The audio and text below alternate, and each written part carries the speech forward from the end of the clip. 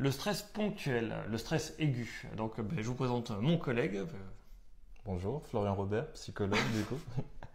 C'est la première fois qu'on filme ensemble et je prends toujours les gens par surprise, donc il va être un peu paumé. C'est un peu ça, je suis déjà d'habitude, de toute façon. On va faire ce qu'on peut pour vous parler du stress aigu, donc voilà, qui est un mot que je ne connaissais pas jusqu'à qu'on réfléchisse au sujet. Hein, on fait comme on peut. Mais dis-moi, qu'est-ce que c'est le stress aigu, le stress ponctuel? Du coup, on a deux types de stress qui sont assez importants. Il y a le stress aigu, le stress ponctuel et le stress chronique, qui sont deux stress qui sont différents sur l'impact que ça peut avoir sur notre vie de tous les jours. Le stress aigu va surtout permettre à réguler un petit peu le stress, à mobiliser les défenses, alors que le stress... Là, je rigole parce qu'en fait, je me dis, mais est-ce que vu qu'il parle pour la première fois, il n'est pas justement en stress aigu devant la caméra? Il m'a dit, mais on regarde où il se passe quoi? Ça en fait partie ou pas? Exactement. Vas-y, je te coupe pas, vas-y. Il y a le rythme cardiaque du coup qui augmente. Il y a... Pupille qui se dilate, on se met à suer. Voilà, un peu c'est comme... ça. La réponse végétative, nous, on appelle ça en kiné. Ok. D'accord. C'est un réflexe parasympathique, donc il y a la moelle épinière et les ganglions sur le côté qui régissent certains réflexes. Et donc c'est je dois fuir. Qu'est-ce qui se fait? Rythme cardiaque accélère, j'ai chaud, je suis prêt à fuir, à partir à courir, ma pupille qui se dilate.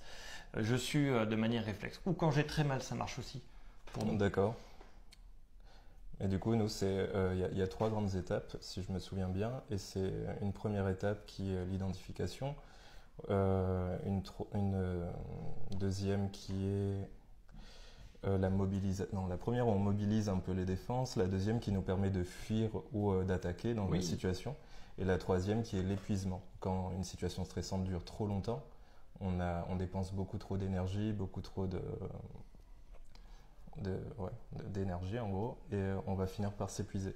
Je reformule, au début tu prends le stress, une espèce de choc avec une réponse parasympathique, après tu as une adaptation où c'est le combat ou la fuite. Exactement. Et après, si tu restes trop dans un système ou trop dans l'autre, tu as l'épuisement. C'est ça. C'est quoi l'épuisement? Ça se passe comment? Ça c'est le stress chronique, c'est ça? En fait, le stress chronique, c'est surtout du stress à répétition, et quand le stress ne s'arrête pas en fait, que même si la situation s'arrête, même si on n'est plus dans une situation stressante, par exemple, on va à l'école, on a une présentation orale, on se sent pas très à l'aise, même quand ce sera fini, il n'y a rien qui redescend et le stress va continuer à agir. Et là, l'épuisement sur épuisement, ça peut créer ensuite des troubles digestifs ou des troubles du rythme cardiaque et tout ce qui s'ensuit en fait. Des troubles parasympathiques. Ou psychosomatiques.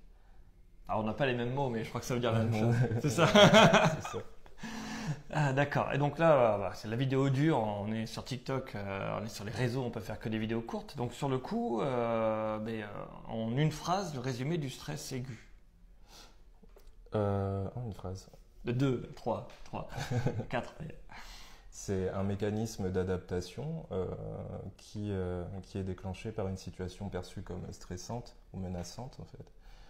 Il y a le centre d'études de stress qui avait l'acronyme CINE, C-I-N-E, où il parle d'une situation, on a un manque de contrôle, où il y a une imprévisibilité, ou de la nouveauté, quelque chose qu'on ne connaît pas, ou juste quelque chose qui peut toucher à l'ego.